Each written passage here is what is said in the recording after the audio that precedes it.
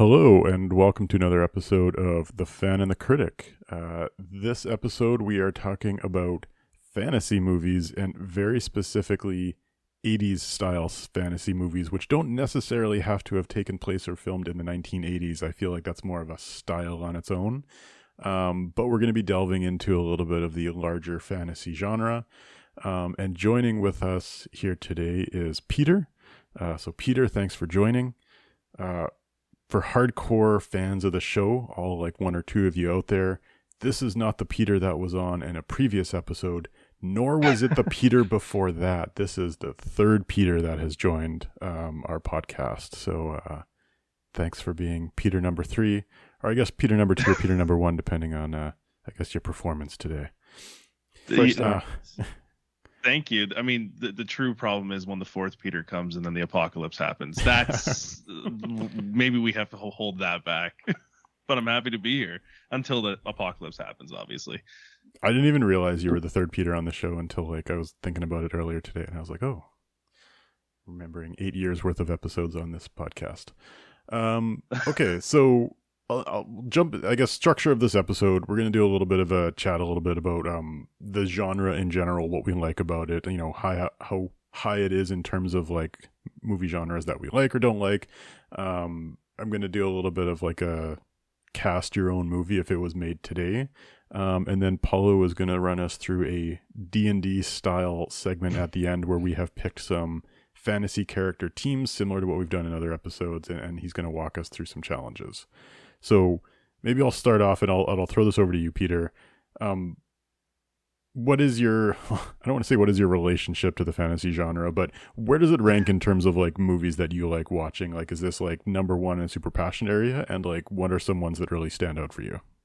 Well, hold on. Before we get into that, I think I just want to give Peter a chance to like kind of give a bit of his background, because the whole reason why we're doing fantasy stuff is because of, I mean, not the whole reason, but like you're running Champs at the Table, right, on Twitch. So I just wanted to give you a chance to plug that.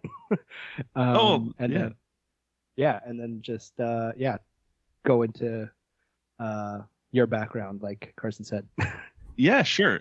So I'm Peter. I'm from Champions at the Table, Champs at the Table on Twitch, and Champions at the Table on YouTube. We are your quintessential nerds playing rolling dice at a table, like, you know, for people that aren't initiated, like, you know, your Stranger Things, right? We're playing Dungeons and Dragons, and I am in a basement, so I'm living up to the stereotype, right? But you know, over at Champs, we look at more than just Dungeons and Dragons. We look at like a bunch of tabletop role-playing games, you know, Daggerheart, Shadow Dark, all these like epically sounding names when they're like, you know, you're just running around pretending to be like an orc or an elf. We mainly do like stories and stuff and like a lot of world building in our own world. But honestly, fantasy movies, specifically 80s fantasy movies, are a warm hug to me. I remember specifically like a Betamax. My dad had a Betamax of Princess Bride, and he put it on for me, and it was like someone like just being transported. That and like putting in Willow from my grandfather had recorded Willow off the TV randomly on a March break, and that just like changed me. So obviously that's kind of like formed a lot of the influences of Champs at the Tables. I'm very much in I love the dreamlike aesthetic, the 80s aesthetic of fantasy. So like to answer your question, Carson, it's like it's up there. It's like number one for me. Like I would say also like I do like my 80s sci-fi, you know, Alien, Blade Runner-esque stuff, but they all have that same kind of like, I don't know how you would call it, but it's like this gothic fog, dreamlike sort of feel and vibe to them. It just reminds me of just growing up watching all these movies. And I'll throw it over to Paulo because I don't think we've talked like fantasy movies that much over the time here. But like, where does it rank for you, and what are some of your favorites of the genre? Not just like 80s, but like just fantasy in general. I don't want to step all over Peter, who's graciously joined us on our podcast, but fantasy is actually like it's hit or miss with me. I think there has to be a very specific type of fantasy. I'll use Lord of the Rings as the most obvious example. Um, but when it starts to get too much into like fairies and magic and like witches and stuff like that, it like more like classical fantasy. I'm trying not to say like 80s fantasy, but I can take it. Paulo. It's good, okay. man. I mean, it's not that I don't. It's not that I hate it, but like it's just not. It's not high on my list of what like I would normally watch. I kind of, yeah. I'll leave it at that. It's all good. I mean, it's all good. clearly, but I mean, there is, like I said, a very specific type of fantasy type things that I do enjoy.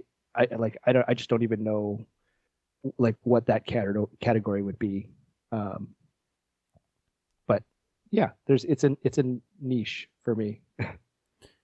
And I would say I'm probably like somewhere in between those two extremes of like, I like fantasy. There's obviously a certain point where I get what you're saying, Paulo, that like if they delve too much into the world instead of the story, then it kind of loses me a little bit. Like not to bring back Lord of the Rings because that's a very easy one. It's just a good movie regardless of genre. But oh yeah, what I like about a movie like that is you spend 30 to 45 minutes in the Shire, which is something that we would relate to. It's not super magical. It's just like, here's an entry into this world and then you tell a story. What I don't like is something like the Warcraft movie, which I actually liked the Warcraft movie in general, but you jump into that movie and it's like 30 minutes of like every 2 minutes you go to a different planet and it's like, oh my God, there's all these names. I don't remember all these names. I don't remember the lore. Like, I want to be introduced to the lore. I love knowing about lore. I love being in those worlds and magic and all that. Like, I've played some D&D in my life, haven't in a few years now. But I like the concept of it, but I do get lost if they go too far off the deep end. So yeah, like I mean, even if you read Lord of the Rings, you have like hundreds of pages just of backstory and exposition, right? Like there's a great adage, and I even take this like when I'm doing my D&D games, is show don't tell. So having these sort of like long expositions of this person's related to this person, and this is why these elves do this and that, it takes me out of it. I agree. I prefer movies where there's some mystery around it. They show you something and it makes your mind kind of wonder why it's like that. For myself as a DM, I like building a world. So maybe that's why I gravitate to these things that are like just they don't explain it or they do over explain it, and I'm in either way. But yeah, if I'm watching a movie, I don't want a huge exposition on it. It's gonna take me out of it right away. But I love lore when I care about the world. Like I've recently started not rereading but re-listening to the Silmarillion, and like I used to be able to write Elvish when I was a little bit younger, and so like when it's a world I care about, and I would say Star Wars, I'm in a pretty similar place, even though I haven't liked many of the stories they've come out with recently. But it's like when I care about a world, when I care about characters and things in a world, I want to go deep into the lore. But it's just hard when like there's certain and this is a different genre, but like animes that, have like 10-20 seasons, or something like a Doctor Who where it's like, if I'm not in the lore, that's a very like daunting step to like jump into something like that. Oh yeah, the Doctor Who lore is it lost me back when, I don't know, when Matt Smith came around. I was like, all right, this is enough. Yeah, if they wiped the slate clean and said, hey, we're going to start fresh, maybe I would get into it, but it's a little hard. Yeah. But then I think one distinction between myself and Carson, I think you used the example of Warcraft. Like I actually like that one, even though it's very I think it's a lot more on the fantasy side. But if I'm talking about the movie specifically, I think it was just enough action for my squirrel brain to to just like enjoy the ride. I think I do, but it kind of proves my point for myself, because when it went into the parts of who's that? Is it Ben Foster? Who's like a mage or something? The wizard, like, the existing wizard, yeah. Khadgar. Yeah. No, not Khadgar. No, is it No, Khadgar's the good one. Sorry, I'm a big Warcraft fan as well. The Warcraft movie is a guilty pleasure of mine, straight up. Yeah. I mean, I wouldn't even say it should be a guilty pleasure. It's a good movie. I mean, it's a decent movie. But anyways, like when it gets into like the stuff with the side plot about the wizard using no, I was gonna say emulsion. Is that I think that's from something else. An emulsion blender, yeah. No, mana? Was that what he's using? It's like the green magic, like the evil fel. magic is the green. The fel energy, yeah. Yeah. And then it was like transforming him into like being evil. Like that kind of stuff is like a little too much on that side. Mm-hmm. When it goes back to like the knights fighting the orcs, I'm like, I'm all for it. But going back to that example, like the way that movie ended off was kind of teasing, hey, here's this orc that was born whose father was like a chief or whatever. And like, I like the character stuff.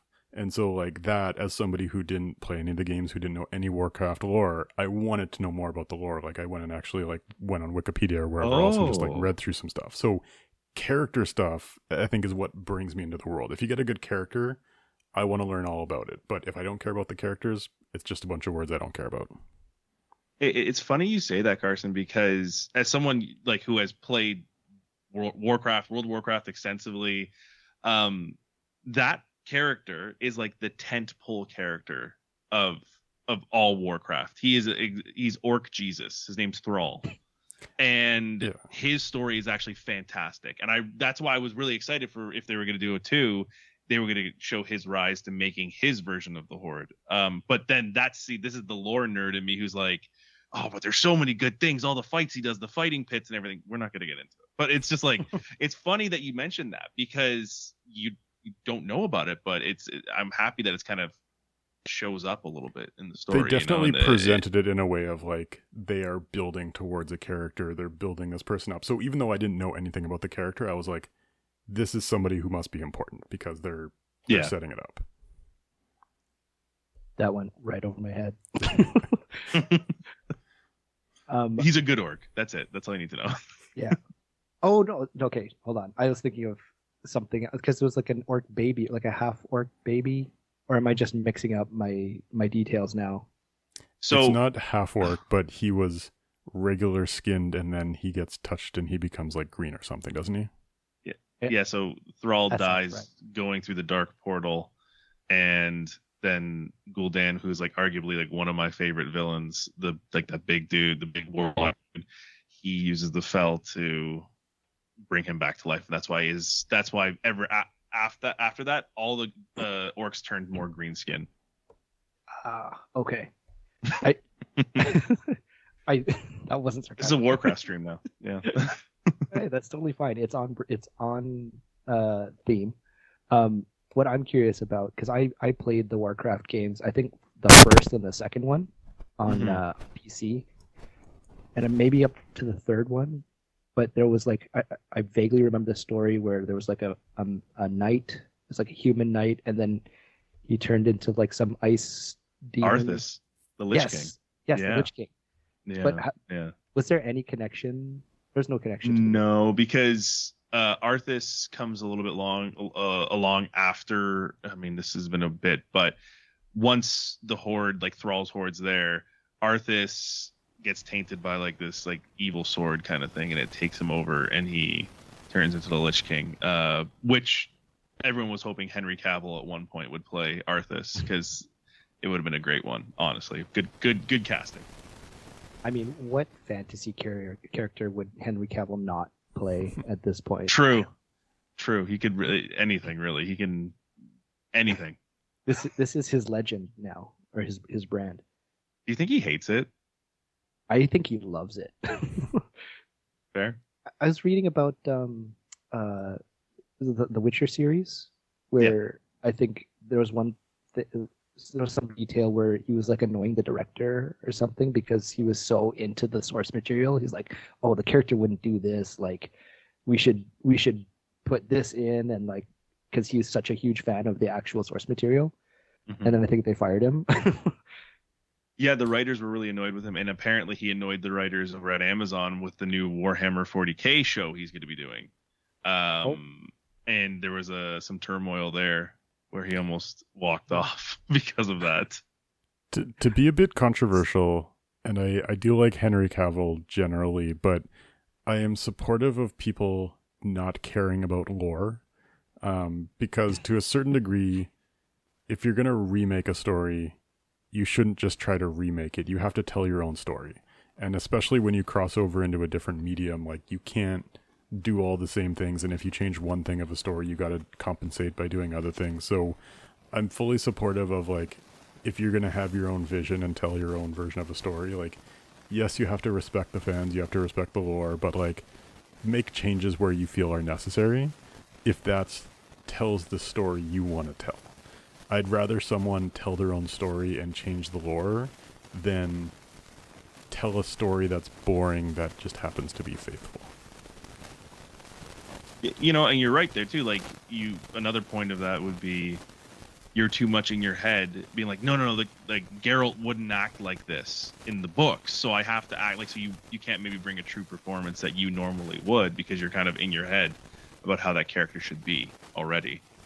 Yeah, as long as there's a reason for it story-wise. Like, if the reason for them doing it is they didn't really think it through and they don't care, like, sure, Henry, bring up your voice, like, have, like, someone be, like, the vision of the story, but it all depends whether you have a showrunner who actually is trying to tell a story or whether they're just, doing something for the ratings or for the memes that week.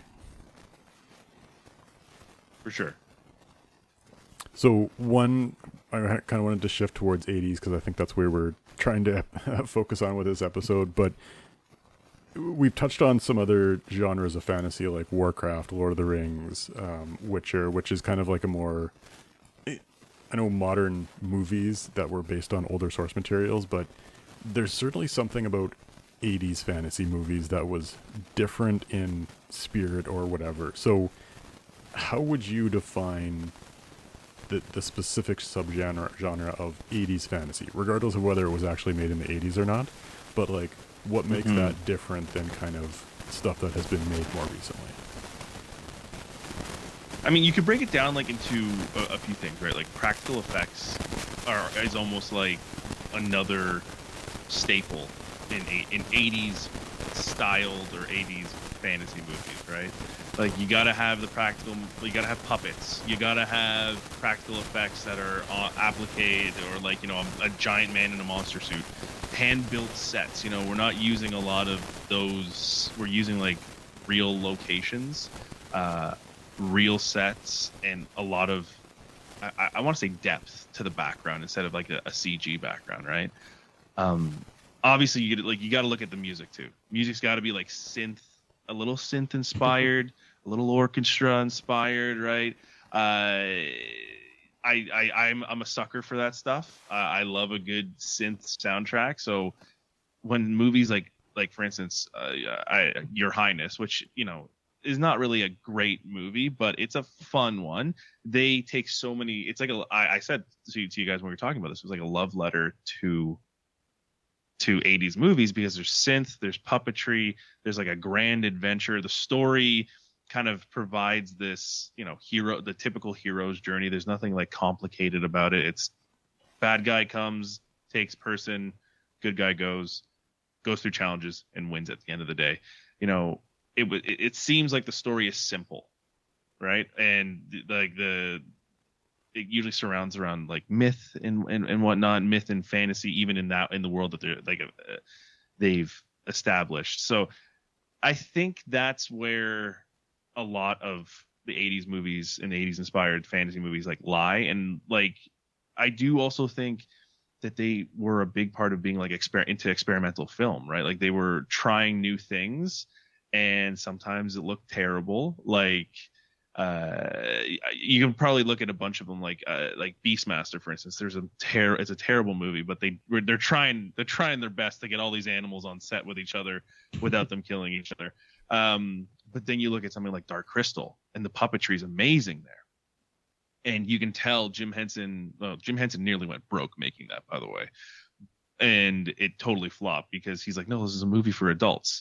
The Dark Crystal is just like the detail into the sets and like coming up with new puppetry, like and new ways of filming this sort of smaller sets was I think is something that was still being used, like with Ridley Scott in Blade Runner and Legend and all that stuff. So one that I'm curious on your thoughts are of something that kind of broke all those rules that you just talked about, but was certainly still trying to be a love letter to the 80s fantasy, was Thor Ragnarok. What are your thoughts on that? I actually really loved Thor Ragnarok. You know, the soundtrack really carried it.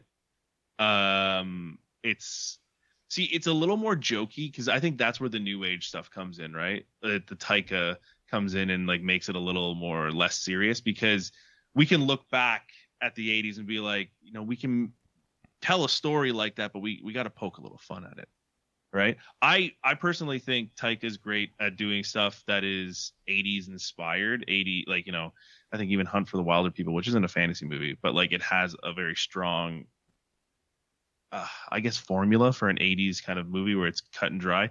But yeah, no, for Thor Ragnarok, I think it's great. It's taking that hero, transporting them into a new world, having them face these challenges and come back home. That's easy. And one thing that I noticed, because I caught up a little bit on the fantasy genre for some of the big movies that I hadn't watched, like Highlander and Neverending Story and a few others. One thing that I would say certainly categorizes that genre is like the people who made it weren't being jokey about it. They believed in it and they thought it was cool. Regardless of whether they successfully made it cool or come off on the screen, like they were really passionate about like the world that they were building and they wanted to tell it. And that's where like I do like Thor Ragnarok as well, but that element of being a bit jokey or like making like they're doing like an impression of 80s fantasy. They're not capturing the full spirit of it. And that's like a big determining factor. Even the ones that are huge failures, it's like you don't have small failures in 80s fantasy. It's like you go way off the deep end and either you somehow bring your audience along with you or you completely lose them on like the second scene. There's not a lot of in between. Even those failures. Sorry, Paulo, go ahead. Oh, I was just gonna say I blame CGI a lot for that. Like I think because like in the 80s when they were limited by what they could actually do and they could actually make, they were a lot more connected to it because they had to make everything with their hands, right? Like this, going back to the practical effects and the puppets and stuff. Like I feel like there's so much more connection to what you're making in terms of a movie versus like.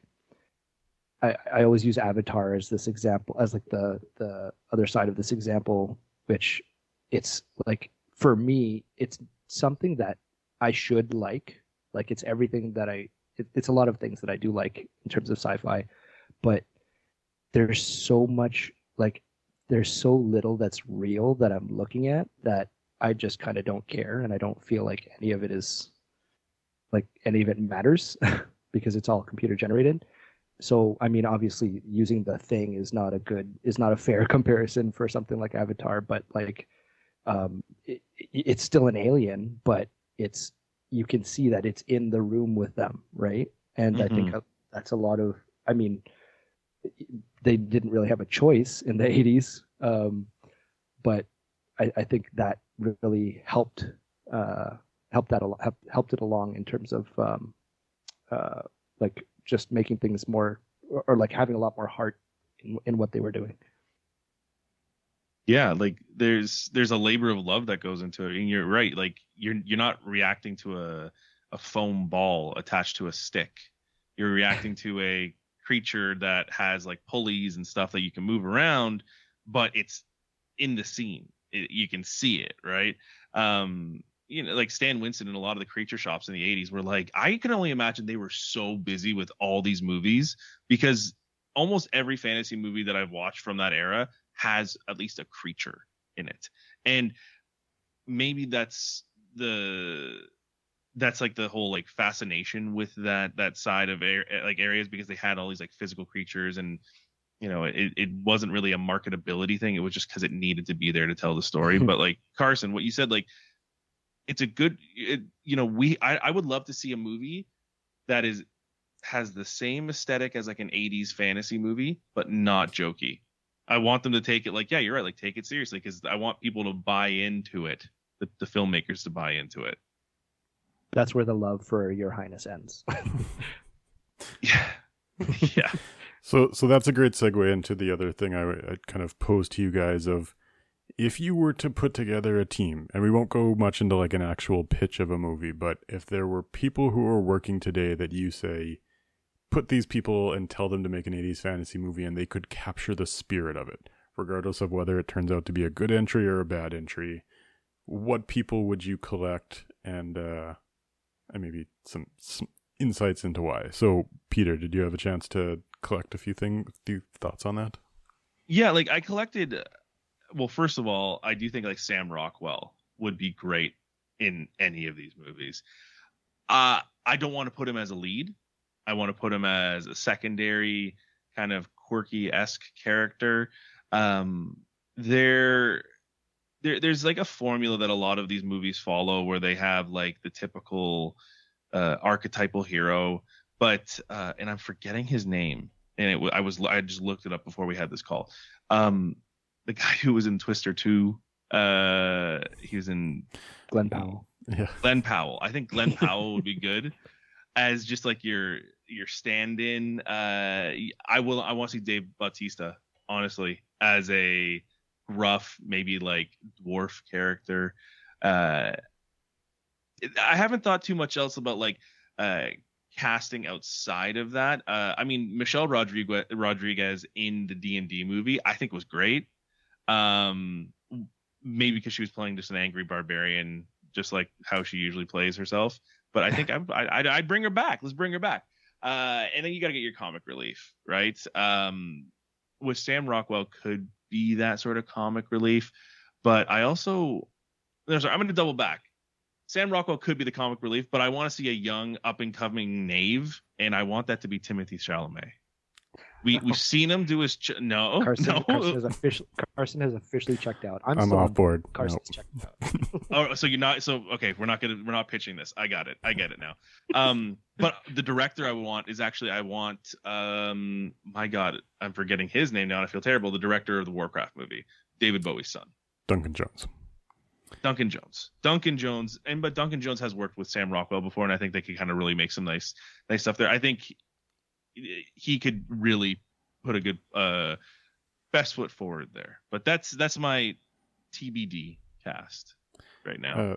Funny enough, I was Googling Duncan Jones as we were having that conversation, because I was like, what has he done? And I guess he did that Mute movie for Netflix, and then he has not done anything since, although he seems to have an animated movie out this year, so I'm actually going to check that out, because I was a huge fan of Duncan Jones. Moon was one of my favorite movies that came out like that decade, and have you ever seen the movie Gentlemen Broncos? Yes, Sam Rockwell, and oh my God, it was like it hit just after, I want to say after Napoleon Dynamite. You could tell there was like, I think it was by the same. Well, Duncan Jones did that, right? He didn't do that one, No. But like they were definitely trying to ape on the success of Napoleon, or either that, Yes. or it got too similar to Napoleon Dynamite, and people thought it was going to be similar when it was really quite different. Yeah, the bloopers and the costume tests. I don't know. I've seen them go around on Instagram quite a bit. Those Sam Rockwell can't even keep it together in that costume, and it makes me laugh so hard.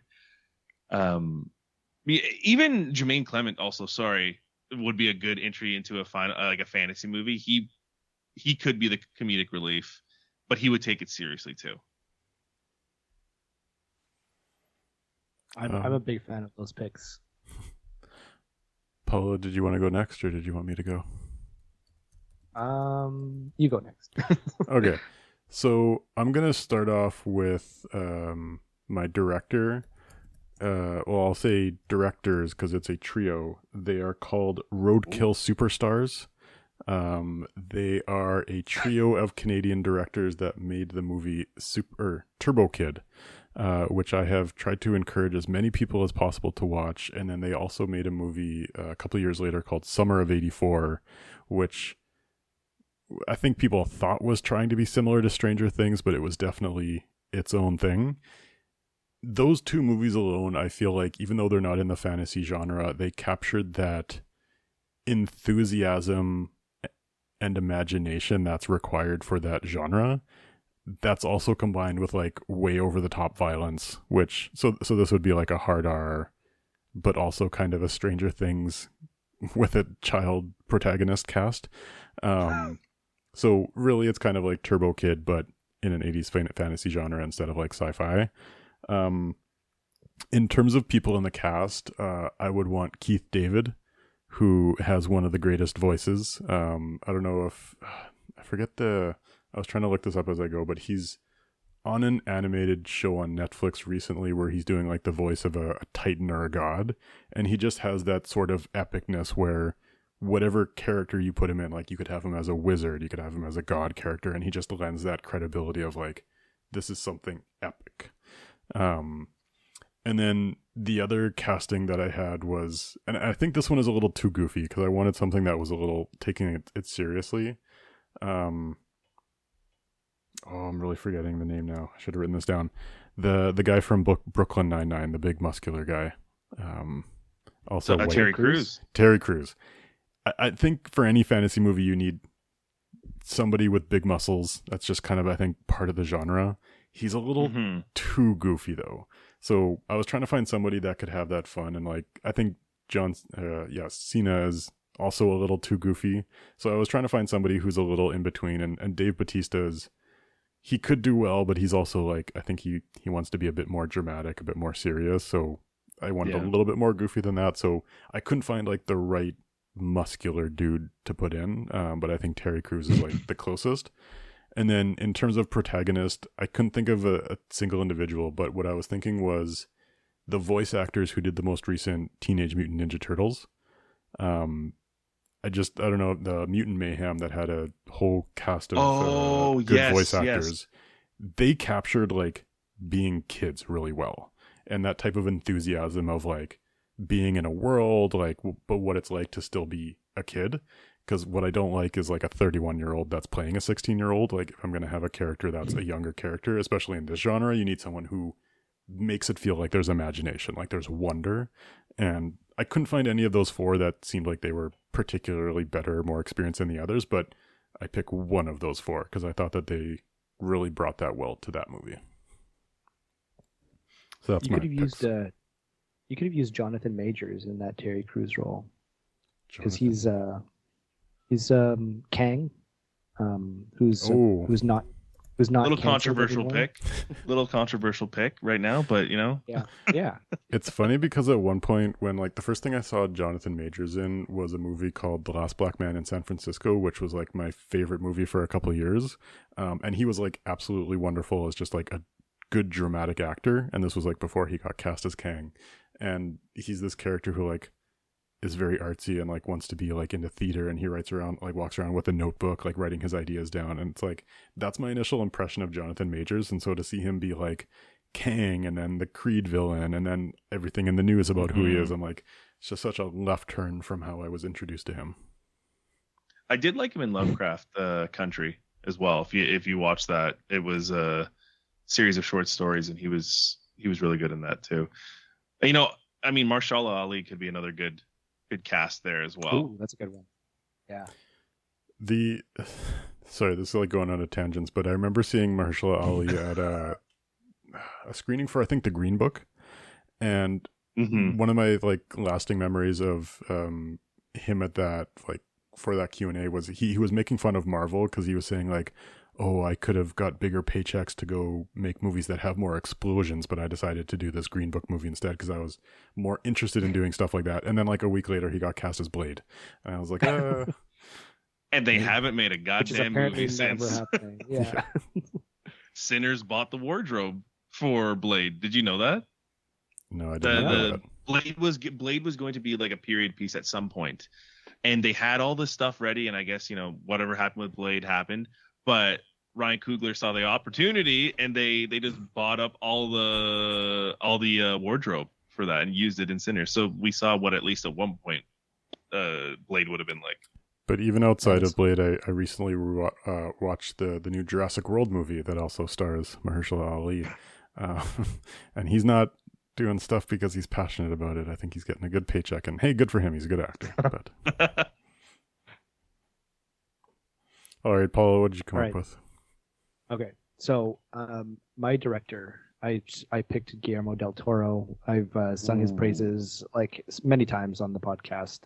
Also because he did Pan's Labyrinth, which is probably my favorite. That's a fantasy movie, right? I think it's bordering. Hell yeah. Bordering on horror. But I remember that like just blowing my mind and catching me off guard when I first watched it. Like, I don't know, university days. And you can really feel like a love for what he's doing. It doesn't matter what it is, like Pacific Rim, for example. I'm going to shout out Pacific Rim again, but it's like a movie about giant robots fighting giant monsters, and you can tell that he puts his heart and soul into it. And you were in that movie, weren't you? I was in that movie. What? No way. I was an extra. Okay. What scene? You got to show me. I will. You don't have to ask me twice. I'll send you the link. I have it saved in my bookmarks somewhere. But it sucks because my face is fully covered. Like it's a helicopter landing scene. Carson, you like effectively derailed me. Sorry, Guillermo del Toro. No, I have to finish this point. Okay. It's got to tell the story, man. Yeah, it's a helicopter landing pad in the rain, and I'm wearing like a full like grounds crew suit, so you cannot see any part of me except like gear. But I'll circle myself and I'll send it to you. Awesome. I did get to meet Guillermo del Toro at Fan Expo when my brother was doing a lot of creature like visual effects. The nicest man ever. Sick, right? I'm a big Hellboy fan, and I talked Hellboy with him the whole time. But sorry, back to Guillermo, the director. Yes. Well, I'll use that to segue into you needed that voice with gravitas, right? And Guillermo del Toro will never do a movie without Ron Perlman. So Ron Perlman will be my villain, some sort of like large godlike creature or wizard, I don't know. And I would have the guy from 1917. I forget his name. We all did this. We all forgot one of our characters' names. The main guy from 1917. Like the young kid? No, not the one that dies. Spoiler alert. George McKay. The boat kid? The boat? No, one of the soldiers. No, I'm sorry. That's the old guy. The old guy driving the boat. Never mind. In 1917. Oh wait, no, I'm thinking of a totally different movie. My bad. Richard Madden? No, George McKay. George McKay. Okay. He's basically, so he's just like every man face, right? If you're looking at him, if you're listening to this right now, Google him. He's like the Luke Skywalker of my fantasy movie. But he goes all out. I think there was this movie where he thinks he's a wolf. I didn't watch it, but I saw parts of it, and he's really like, you can just feel the wolfiness, but it's just him. Like, it's not animated or anything. I think he's like a crazy person who thinks he's a wolf. So he's like acting like a wolf. Not that he's going to do any of that in the fantasy movie, but it's just adding to the heart that is required. And then for my comic relief, I picked Simon Pegg, because he's a good balance. Like, he can play both, like a dramatic comedic relief. And I'm just a huge fan. And then for my like, not damsel, but female lead, Caitlin Dever, who is Abby from The Last of Us 2, season 2. I wanted someone like that wasn't Sydney Sweeney. But took the words right out of my mouth. I was gonna say I don't want Sydney Sweeney in mine either, so that's why. Nothing against Sydney Sweeney. Like, her jeans commercial is totally fine. I haven't seen it. Whoa. Is it not? I actually haven't seen it, but there's a lot of issues around it. Okay. Maybe I'll watch it before I comment. But anyways, Caitlin Dever, however you pronounce it. She's my female lead. A little tangent. She's a little small to be playing Abby from The Last of Us 2, I think. But I'm going into season 3 with an open mind. and there's no role that I've set out for this person, but I just want Ana de Armas in this movie just because. To Sorry, I hammer feel hone like your that- point on George McKay kind of having like he's a real actor person with an actor face. I definitely thought that he was the actor in Baby Girl, which was a recent movie with Nicole Kidman, and I just looked it up, and I guess it's not. He's a different person with the exact same face. But this other person that I confused him for was the voice actor in Dark Crystal. So there's a fake connection back to the fantasy genre. Exactly how I planned it. I also had to try really hard not to include Sean Bean, but I felt that was too obvious. I mean, we could all include Sean Bean, and he has to die within the first act. Yeah. But yeah, I think these are pretty strong. Let's wrap these up in a little bow and send them out to Sony, Universal, I think those are gonna be the ones that are gonna bite. Truly. Blumhouse. Blumhouse A24 did Green Knight, right? I think Which was a wonderful Yes. movie. It's not the vibe that I'm going for. I haven't seen it. So Oh. I'll take your word on it. I mean, if We you've have, looked at a painting, you've kind of seen it, because that's about all it is. Yes. That is we spent like an hour and a half talking about it on a previous podcast, and that was the main takeaway. My one tangent on Green Knight I'll mention quickly is I forget his name, Ralph something or other, who is now the voice of Galactus in Fantastic Four. I was so excited Innocent. when he was Innocent, when he was cast, because he has such a great voice and he has like that gravitas similar to Keith David that I was mentioning. Galactus, such a disappointment. Such a waste of a good actor that added so much to that role. But anyway, sorry. I mean, I agree, but I'm going to try not to chase that rabbit hole all the way down on this podcast. I haven't seen it either, so I'll take your word for it. Oh, huge spoiler. I know that what happens there. Oh, okay. Yeah. All right, so we'll wrap that up. And Paulo, you want to take us home with this last segment that you've cooked up for us? All right. Now, to kick this off, I should preface by saying I've played Dungeons and Dragons before, but I think I was a burden on my friends who I was playing with.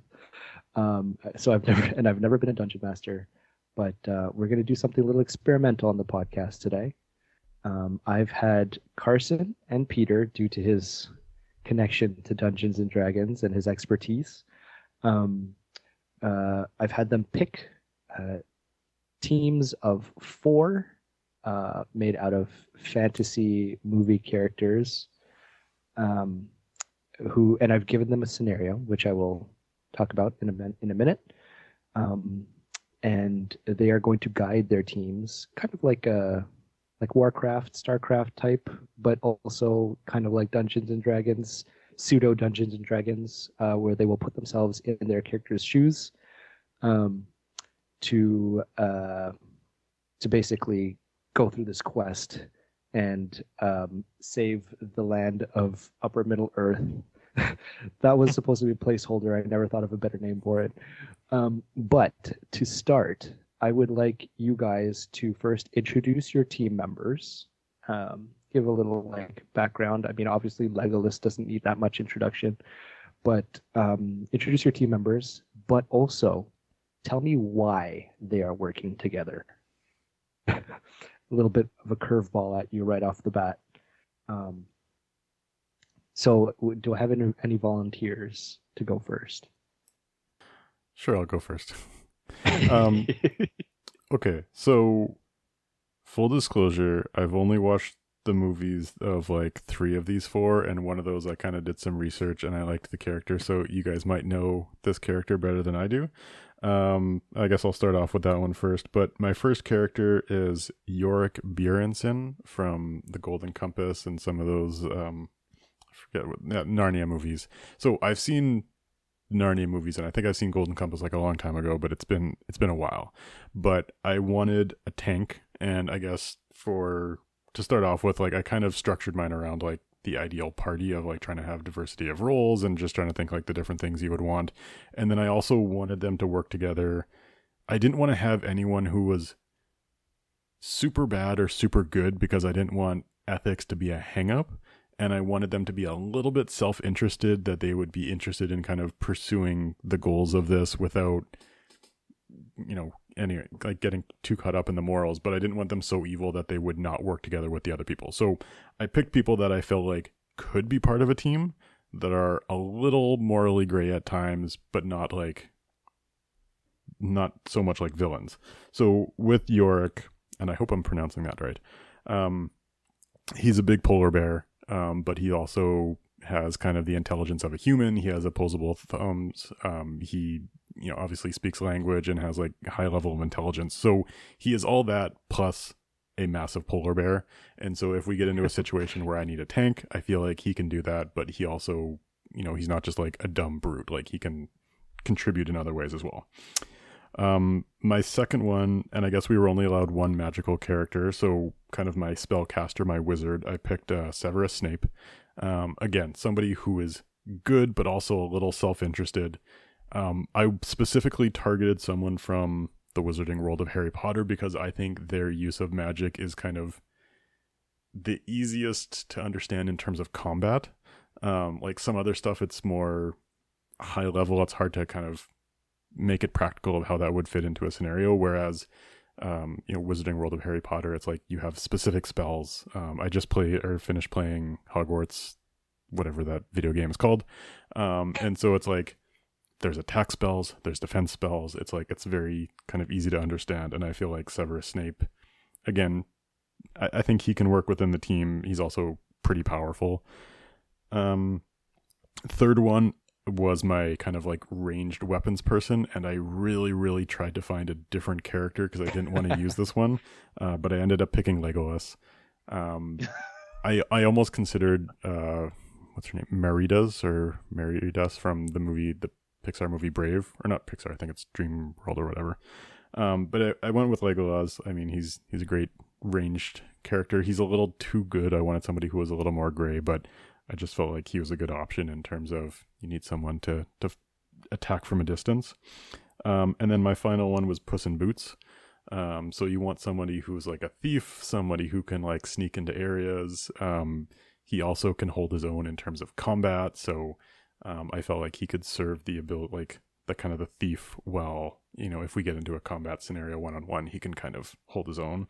And again, a little morally gray. He's a generally good person. He'll work as part of a team, but also a little self-interested. So that's my team. Cool. A solid choice. Puss in Boots is a solid choice, especially after seeing that Last Wish movie. God, that was good. I haven't seen that one. It's surprisingly, it's very good. Not to go on a tangent, but it is. No, that's okay. I'm just realizing now that you, Peter, like you guys and Peter and Carson have not heard each other's teams until now. No. Oh no.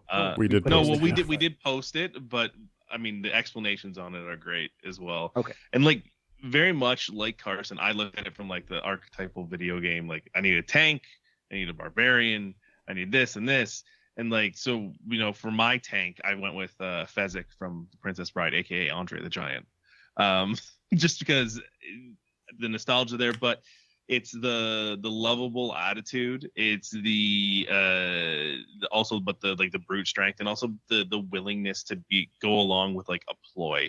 Like one of my favorite things to do in D&D is have like a big plan to enter in like a castle and stuff like that, not just like storm the gates. So having that there would be good. I then picked Mad Mardigan from Willow, who's your like archetypal like swordsman, but I love the rough edge of him, like once it like just like you, Carson, like the morally gray side of things. If you remember in Willow, they found Mad Mardigan in a cage and they released him, and the whole deal was like just get me out of here and I'll help you with whatever you need. And he kind of gets brought along for this adventure. That's how Mad Mardigan definitely would be brought into this adventure as well. It's very much a hey, you got to help me out with this. This is the team. The person that's going to probably come to them with this quest is Forge from D&D, Honor Among Thieves. And Paula, you said interesting to see why. I chose that. He's a rogue. He's going to be the one who's going to schmooze and talk his way into the situation, or maybe he got himself into a situation with the villain and needs to get out of it now. Now, is there an option for backstabbery? Yes, but if we remember in the movie at the end, he kind of rights his wrong in a way. So I'm hoping we're getting him on the good side of that. But I do genuinely think like he was a great rogue, like he was a smooth talker. I like a smooth talking character that kind of talk themselves out of situations without having to kill someone, right? Which I think would be good in there. You know, my potential pick for this next one was a difficult one, right? Because initially I had the Beastmaster, the main character from Beastmaster, who's like a fighter but also can control animals. I'm like, I want a magic caster, so I went with Radagast the Brown. We would have seen him in the Hobbit series, but Radagast is like one of the Maiar, one of the greatest wizards out there. So he's got power, but he's also very aloof, very just cares just for the animals. So like for I look at him as like the archetypal druid who's here just to make sure like the world is safe and the animals are safe, and also he's got like a bunch of like rabbits on a sleigh that we can use to get around places. Definitely one of the highlights of the first Hobbit movie. Second, yeah, Hobbit, both. Yeah, first Hobbit. I think both of them, but yeah, he's definitely the strongest one out of that. Yeah. Okay, great. Thanks, guys. Now, I probably should have done this before you introduced your teams, but I sent you guys the scenario, and just to fill everyone in, basically what I told our participants today is that the land of Upper Middle Earth is ruled by the evil sorcerer Lord Jean-Baptiste Zorg. He took power using the magical orb of Grimgrom. I'm sorry, which is like a reality stone type MacGuffin, if you will, which is hidden in the vault of Zip-Zup's castle. You and your team of fantasy movie characters, one magic user allowed, must sneak into the castle, break into the vault, and defeat Jean-Baptiste and his flying monkey minions, as well as his ninja assassin and right-hand woman, Jessica. And then at the end, assuming you are successful, you both probably will be, you can use the orb to shape Upper Middle Earth into your team's ideal state. What does this look like, and how do they rule over their people? Now, we're going to take turns, and I'm going to start with Carson. Your team, I mean, you've already assembled together. Your motivation it'll come into play later, but it doesn't really matter right now. But the four of you find yourself on the outskirts of a village, which is just outside the Zib-Zub Castle. Sorry. I'm not gonna be able to get through this. It's so dumb. You're on the outskirts of the village. It's a bustling village. There's lots of just villagers going about their daily business. They're very clearly down on their luck and being ruled by the iron fist of Zorg and his flying monkey guards who are on patrol in the village. Light patrol. It's not crawling with flying monkeys yet. What would you like to do? Okay, so before I get into it, one thing I'll mention is like I think your description and when you sent it to us auto corrected because it said Zoe's castle, and I thought it was going to be like a like attacking some like little girl's castle. Like I don't know if you guys have played the video game It Takes Two, where it's like yeah, that's what I was thinking. Anyway, so I feel like Puss in Boots, you can kind of sneak through.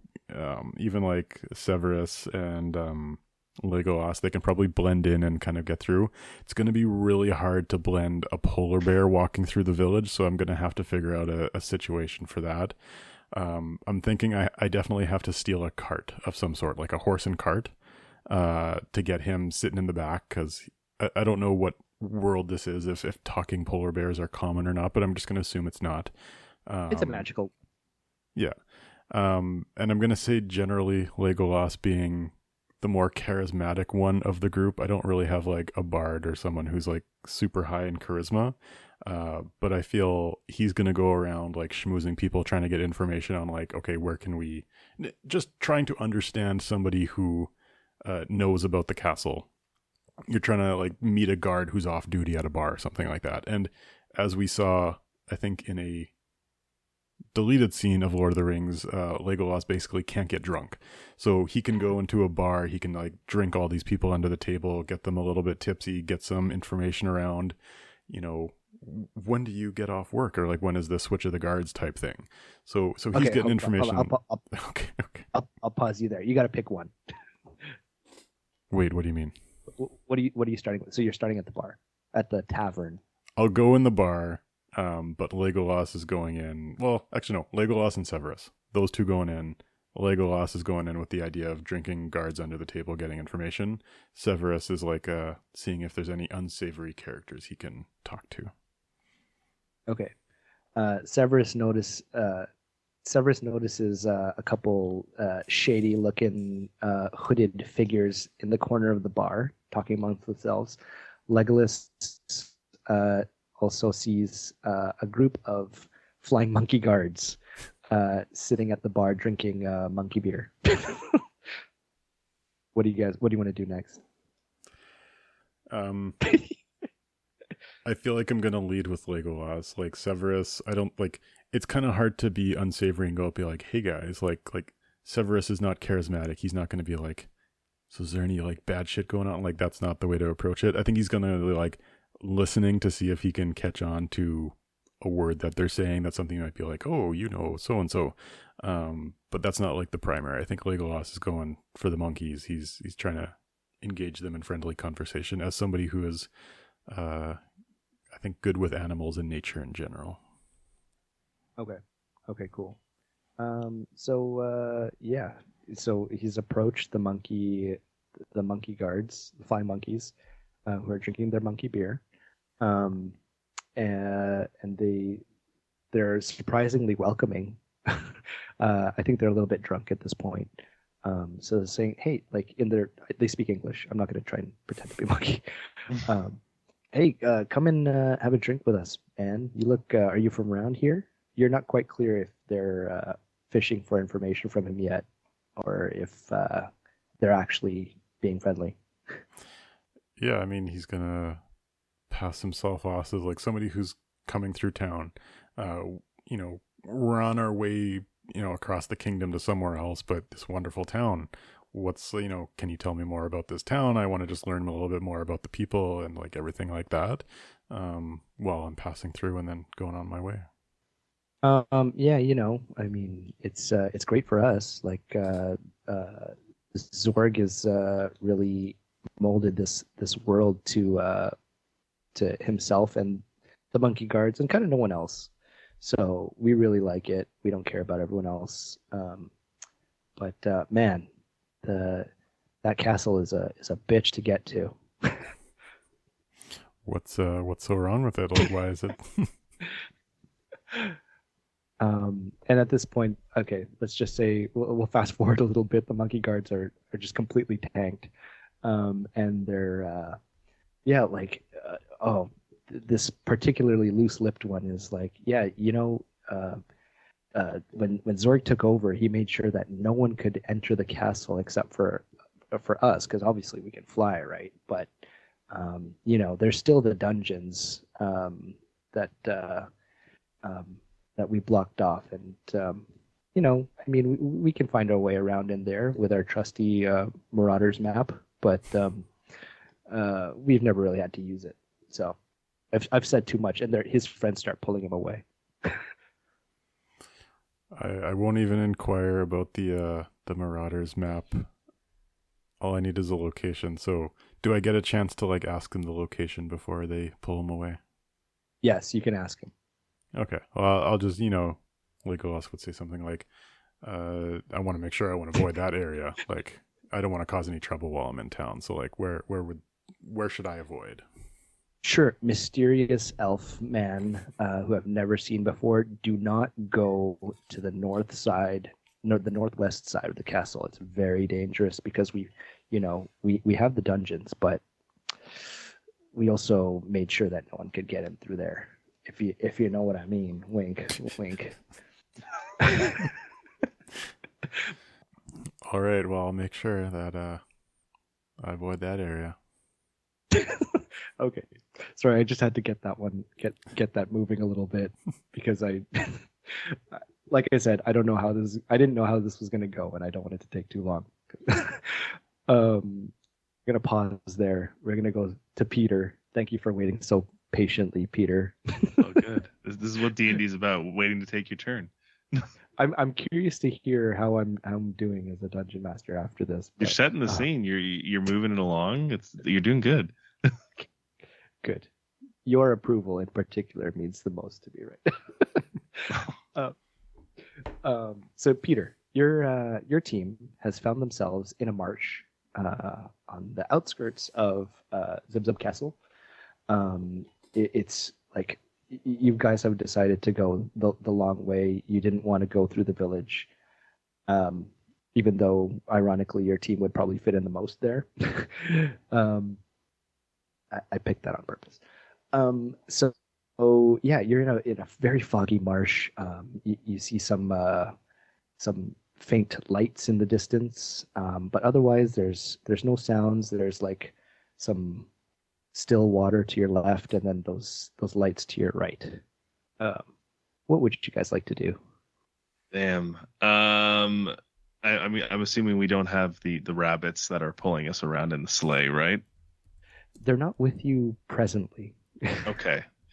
Well, Radagast being the only person who has like a staff on them, I think will be patting their way, leading the team through the bog, and saying something along the lines of like that they've been in a bog before, they know how to get out of it, right? I think Forge would probably be keeping an eye on those lights that are dancing off in the distance, and but then you look at Mad Mardigan and Physic, they don't really know much to do other than just to follow around right now. So Radagast is leading with his putting his staff down to make sure we're stepping on the right marsh points, and then Forge is keeping an eye on the floating lights. Okay, so you guys are just kind of wandering around a little bit. Yeah. Okay. You as you wander around the marsh, you stumble upon a little green creature. Let's name him Boda. And he's walking with a cane. He's in some like tattered robes, and he's like just foraging for mushrooms. It looks like. He hasn't seen them. He hasn't seen you guys yet. What would you like to do? I think Radagast being of the forest, seeing this like it's a game recognizes game. He is going to pretend, though, he's going to go a little bit ahead by himself, and he's going to be pretending that he's also foraging for mushrooms in the same area. And then if Boda notices him, he's going to be like, oh, and he's going to pretend that he knows him. Oh, like from somewhere. Hey, like, hey, haven't I seen you in this marsh before? Okay. So yeah, sure. Boda notices him. Radagast tries his pickup line. And Boda's like, met we have not. Who who are you? Strange man. Radagast, being a little tongue-tied, I think Forge would probably see this and take his moment to kind of come forward and be, regale them that they are these like sellswords that are looking for the castle, for Zug Zug Castle, and trying to find their way there. The safest way possible to get in there to stop the evil. He's really trying to build a story and smooth talk his way into getting some information. He asks Boda, "Do you know anything about the castle? Have you heard of Zorg?" Okay, Boda, he listens to Forge, but he's like, let's go have a bite to eat first. I'll come take you to. He's a wispy old thing, and he likes to ramble a lot. And he's like, hey, sure, don't worry about that right now. Let's go over to my little hut. I'll feed you guys some food. You look hungry. You've been traveling a lot. What say you? You want to come hang out for a bit? Red flags immediately. Immediately. I think they're gonna try and talk their way out of it and be like, sorry, we have a deadline to meet. We have to get to this castle. We'll come, like, when we're done, we'll come back and we'll sit and have some food with you. Is that all right? I mean, okay, if you really don't want to, I insist. You sure you don't want to have a bite to eat? Physic probably being the large barbarian, his stomach's now growling, and he's like, no, we're going in. So they Physic starts going right towards the house, and I think they are just like reluctantly going to follow. Okay, awesome. They can't stop Physic. They're following in No. his wake. They end up at Boda's house, and it turns out Boda lives at next to a very large dwarf mine, and he seems to be on very good terms with all the dwarves. So Boda feeds your crew +1 to strength and stamina. Nice. And he's like, yeah, so yeah, this castle that you're looking for, I know it well, and these dwarves do as well. They go in and out all the time. So but why should I help you? Damn. I think now Mad Mardigan will kind of regale them with the story of how he was caught by Zorg and tortured and unjustly thrown into prison, and that these people have now come to help him seek revenge, and that if we were to do this, we will be setting everything right in the world and making sure that Zorg no longer rules the roost, as it were. Okay. In the interest of time, Boda's bought in. Boda's like, yeah, things kind of suck here. So these dwarves actually are great tunnelers, and they will dig you into the pantry of Zibzub Castle. So we will pause there. We'll return to Carson, who Legolas and Snape have just left the village to report back to the rest of their team about what they've learned. What would you like to do now? I'm assuming you're going to look for the dungeons. Yeah, we're going to try to find some horse and cart around where we can get Yorick in the back seat. I'm just going to imagine Yorick and Puss in Boots aren't getting along real good, so Puss in Boots is going to be sitting in the front.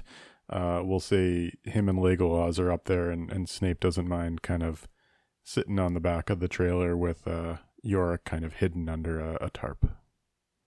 Okay, cool. Let's say you reach the entrance to the dungeons of the castle in your little cart, and you find the entrance, but it is just big enough for Legolas, Snape, and Puss in Boots to enter. It's human-sized, so fortunately, Yorick cannot fit. How would you like to proceed? I'm going to try whatever blasting charm. So, like, I guess maybe question for you, like, how isolated is this area? If I set off an explosion, is this going to set off the town? It will not set off the town. The town is on the opposite side of the castle. Okay. So let's say the marsh is on the west side, the town is on the south side, and the dungeons are on the east side. I know I probably said something different earlier, but this is what it is now. I would very much like to get Yorick into the tunnel, and I am going to attempt to explode the door a little bigger. I'm So trying to. just to I think it's clarify, Accio is the. Or sorry, no, Accio is something else. Anyway, that's the summoning spell. yeah. Just to clarify, the door is not the issue. It's a The tunnel. entire tunnel is only big Yes. for Oh, one damn. person. All right. Well, I think we're going to do a little bit of an investigation of the area. So the three of them are going to go into the tunnels. They're going to see what's around there with the intent of looking for an alternative one. Yorick is going to search the surrounding area to see if there's some other entrance. Okay. Three of your party have entered the tunnel. Once they enter the dungeons of the castle, they notice two levers, one on the right, one on the left. And while Yorick is walking around, he notices a flying monkey patrol, a rather large one, fairly close, let's say 20 yards away. They're in How the high forest. off the ground? They're walking, actually. They're not Oh, flying. And how many? Let's say 20 of them. Oh, gee. I thought it was like one or two. Okay. Yorick is going to try to find some shade, try not to be seen, or try to like avoid, like stay farther away from them so as not to be seen. And then inside the tunnel, yeah, we'll go with the left. Or sorry, let's do an investigation first. Do we notice any difference between the left and right levers? They appear to be exactly the same. All right, we'll go with the left one. Okay. Who's pulling the lever? Who would be pulling the lever? I feel like Snape would take charge. All right. He's just manually pulling the lever with no magic. Just go for it. The other two are debating around stuff. He's like, no, guys, let's just do this. We're overthinking it. All right. Snape pulls the lever, and a large metal grate closes over the entrance of the dungeon of the tunnel that they just entered through, and large flashing, I want to say lights, but this is not the time period for lights. So flames are going on and off outside the castle walls, right behind Yorick, drawing the attention to the flying monkeys. They haven't seen Yorick, but they see the lights. All right. So I assume the troop of flying monkeys kind of goes towards the lights. They are Yorick walking is now towards. maybe this is a bit of a diversion. He now has the ability to investigate a little bit more. Who, Yorick? Yeah. To investigate what? Like continuing to search around the grounds to see if there is an alternative entrance or like somewhere like a guard tower up that he can go into. He can, but the monkeys are closing in on him, and very soon they will spot him because he's a large polar bear. Okay. Like he can't go around while they are more interested in the lights.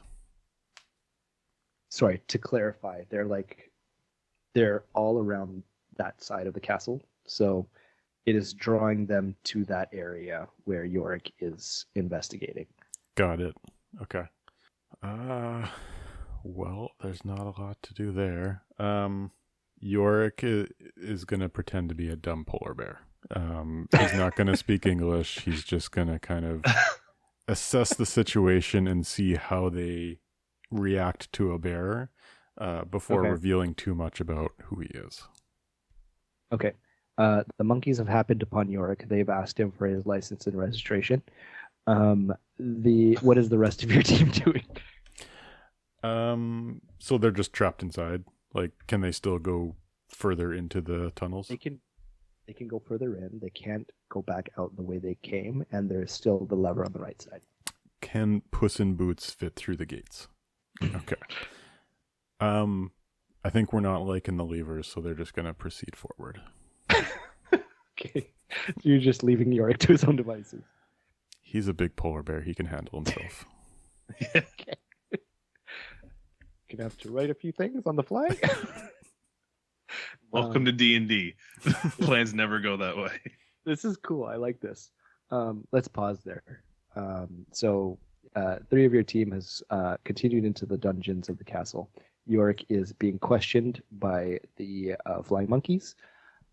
Now, Fezzik, Forge, Mad Mardigan, Radagast, the dwarves have dug you a nice little tunnel into the pantry of Zib Zub Castle.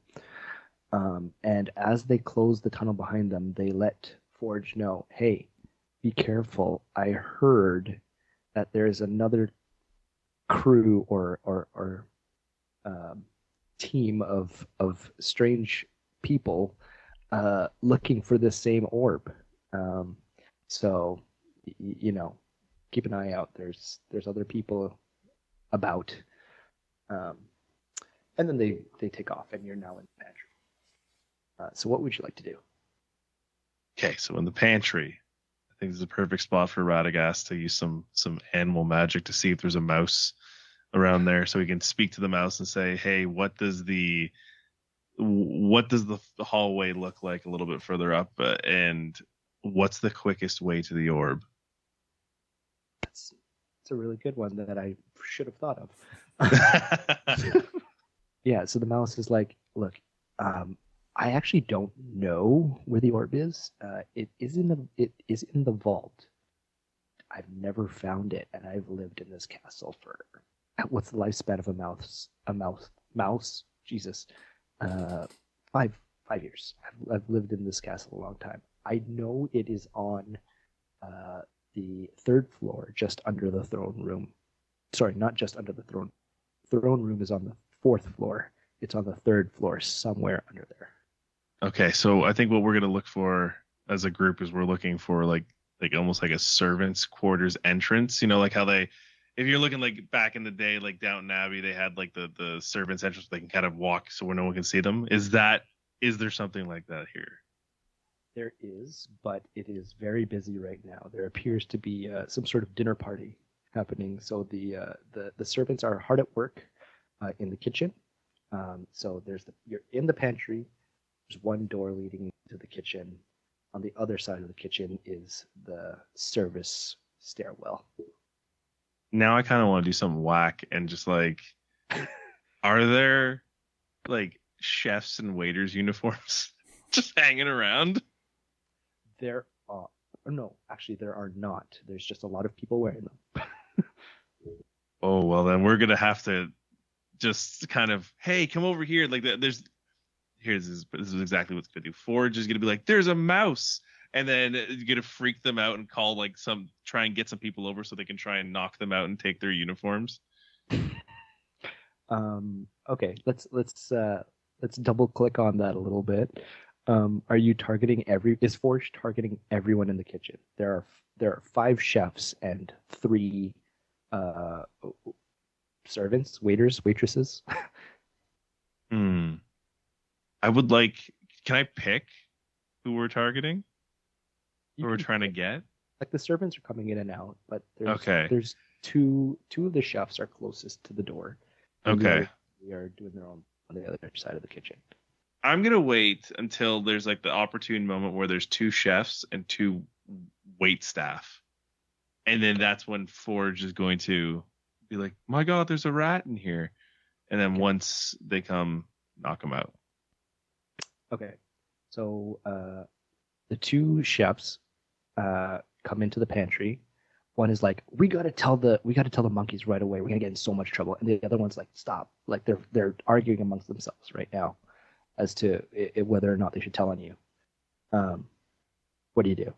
What is Physic comes up from behind them like Princess Bride and knocks their heads together like and they just drop to the ground. All right. I got to make some of the next few areas more challenging for your team. So this works very well. You now have 2 chefs' uniforms at your disposal. Mad Mardigan and Forge will put those on. So Physic and Radagast are just kind of chill in the pantry for now. Yeah, because I think Mad Mardigan and Forge will like kind of scope out the area, and then now that they have like the kind of like the pass, they can come back in and they're just gonna pretend to deliver things. Okay. So Mad Mardigan and Forge have started out through the kitchen. What do they do? They're gonna pick up a plate, something they can try and take to go serve the area and kind of scope out the area, see where they can get to that. Was it the fourth floor you said, or just below the fourth floor? Third floor. Third floor, yeah. I guess that would be just below the fourth. So seeing how they try to get to the third floor. Okay. They start wandering around, and Forge and Mad Mardigan have realized that they've forgotten whether they're looking for the fourth or the third floor, considering Radagast is not with them. Oh, damn it. And he's the one that spoke to the mouse. What is their next order of business? I guess they're just gonna try and go with the flow and follow into the dinner party, and see if there's a way that they can kind of schmooze their way into something else. It's getting some more information. It's a bold strategy, Cotton. So it is a very the party's lit. But you also have Zorg himself at the head table. He's kind of scanning the crowd. He's not really having fun. Also, Jessica, his ninja right-hand woman, is standing guard on the opposite side of the room at the door. They've walked in past her already, but eyes are scanning the room as they schmooze. They're just gonna play the part and serve the food, see if they can overhear anything of interest to them, or maybe plans of people going somewhere, maybe mentions of like a orb or a floor or something like that. Some juicy gossip. Okay. They hear the people are talking, but it's mostly like innocuous conversation about the peasants kind of being annoying, especially annoying today.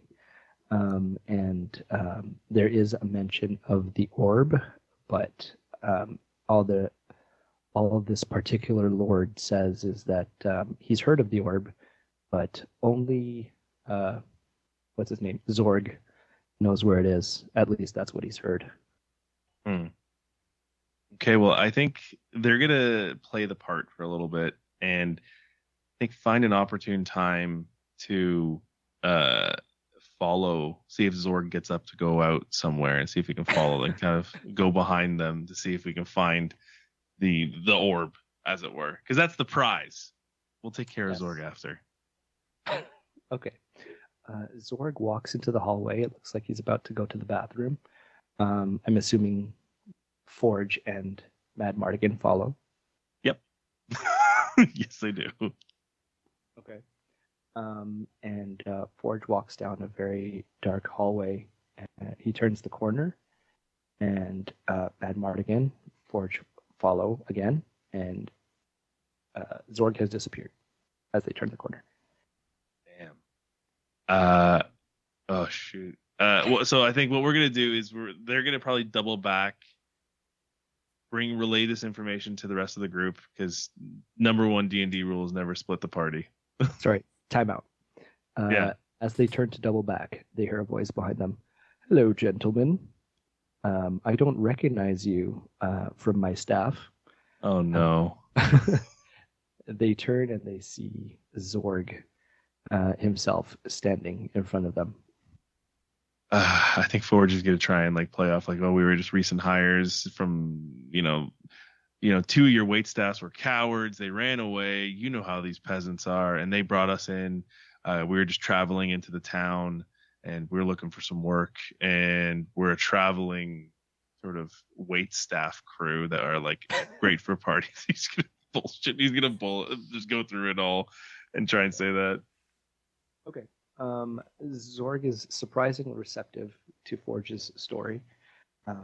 It's like, well, the party's that way. I don't know what you're doing over here, but you better get back to work, or I'm going to turn you into 2 more of my flying monkeys. I think Forge is going to do the rogue thing and just say hey, I just want to let you know, there was a guy talking about the orb. And he was looking around, and he was kind of a little shifty, and I went to go find where he went because he was trying to find the orb. What did he look like? Asks Zorg. Oh, well, he was tall, but also like round. He kind of looked like Dom DeLuise. Do you know who Dom DeLuise is? Um, no, but I know who you're talking about. Zorg snaps his fingers, and the man who was talking about the orb from the party appears right next to you guys. Is this him? Oh, yeah, yeah. You have like summoning magic. Really cool. I like that a lot. Yeah, that's him. And what did he say about my orb? Oh, The that man he is was. sputtering and trying to. He's very confused, but also terrified. I think Mad Mardigan is getting a little tense, and I think he doesn't like to see this person suffering in a way, and he's just like, well, he was just saying that the orb is so great and so powerful, and that he just wanted to see it. Nothing bad. Oh, you wanted to see my orb, huh, Lord Varys? um, his name is Varys, apparently. Well, let me show you. And he snaps his fingers again, and through the wall under your feet, you hear screaming. And it's Varys. Oh, damn! He got like sucked through the floor or the wall, or He made him teleport to another room, but he also seems to be in a lot of pain. oh, well, Forge is gonna do the like. Well, that was taken care of. Great work again. You're all powerful, Lord Jean-Baptiste Zorg. We really appreciate what you're doing. Thank you. We'll do it, and like he's gonna try and like hightail it back to the kitchen. Okay, that surprisingly works as well. They run away. Okay, so Forge and Mad Mardigan cannot believe their luck. They run back all the way into the pantry, where they find Radagast and Fezzik telling knock-knock jokes to each other. And let's pause, Peter. We return to Carson, who has Yorick being questioned by the monkeys, and Snape, Legolas, and Puss in Boots kind of scouring the dungeons. But maybe I should add something to that. In the dungeons, it's very dark, and Severus Snape hears a female voice, a very familiar female voice in the distance. And he just can't kick the feeling that he's heard this voice before, and it's drawing him to it. And meanwhile, Yorick, the monkeys they don't buy that he is just a regular polar bear. Number one, because he's wearing armor, and they're starting to get a little agitated and questioning him a little more heavily. Okay. Yorick is, I'll start with Yorick. He's not going to say any words, so he's not going to reveal intelligence, but the hope is that they are going to start leading him somewhere. And so if they're not attacking, he's not going to respond back. But if one of them were to try to start directing him in a certain direction, he's going to go along with it. Okay. All 20 of the flying monkeys, because it takes all 20 of them, decide they've had enough of this mute bear, and they pick him up and fly him through an open window into the castle and deposit him in a very large cage. And then they leaving two flying monkeys standing guard. What Yorick is going to do is he's going to kind of like be grumbling as if he's pretending to be a bear, but he's going to kind of like softly whisper like a word. It's like what the hope is to hear is like, monkey's like, did he say something? And he's going to try to get them to come over a little closer. So he's like, he's like, hello, like type thing. All right. One of the monkey guards hears this and is like, "What's wrong with you?" are you sick? Like he's asking his monkey friend, like do bears need? What do bears eat? Is he hungry? What's his deal? He's approached the cage, but he's still about 10 feet away. Do I see like a key or anything either on this monkey or somewhere else in the room? The monkey that is further away has the key. He's gonna kind of faint by the door, or by the. Well, let me ask this: is the cage big enough that he could fit his arm through it? Yes. Okay, so he's gonna kind of faint by the door and kind of like as if he's like passed out, but like right beside the gates or like the wall, I guess. So he tried to speak a little bit and then he just kind of keeled over. Yeah, we're trying to lure someone closer. Like if they're a little bit interested, they're trying to like what's going on with this bear. Like I need to know more what's going on. Like just trying to get them closer. Okay. The more curious of the two monkey guards has fully approached the cage. The other one is still standing about 10 feet away, the one with the key. I'm going to attempt to grab the guard. I've rolled a dice and you were successful. Yorick has grabbed the first monkey. You have him pinned against the outside of the cage with your big bear paw. I will go straight for intimidation and like have my paw around this monkey's throat saying, I will kill this monkey if you do not open the door to the gates. The other monkey pauses. He seems to be thinking. And he slowly approaches the cage, but he stops about 5 feet away and he says, "Do it. I don't even like him." He does it. Damn. Right. So Yorick rips this poor monkey guard apart, and the other one watches in horror. And he starts to throw up because it's just disgusting. He's like ripped the monkey apart. And as he's throwing up, he actually kind of keels over and the key falls out of his little pouch and rolls in between himself and Yorick and the cage. Is it within reaching distance or?